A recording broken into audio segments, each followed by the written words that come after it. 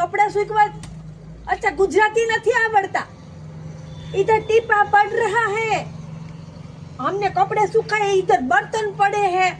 अच्छा ठीक है जाने दो, अभी धाबा धोने जाना है ना तो धाबा पे चढ़ जाना, बहाना मत बनाना कि फिर की पाने जाना है, फिर ऊपर धाबा चौखा करना है ना, हावड़ा लेकर आना है आप अपना, मैं मेरा हावड़ा लेकर चढ़ूंगी। चिक्की बनानी है वो तो बाद में बना लेने का। छोकरे को कहना थोड़ा धीमा पंकुड़ा बजाए, पूरा दिन पा पा करके कान का पर्दा भी फाटी नहीं हटो जाएगा। समझ आया कि नहीं?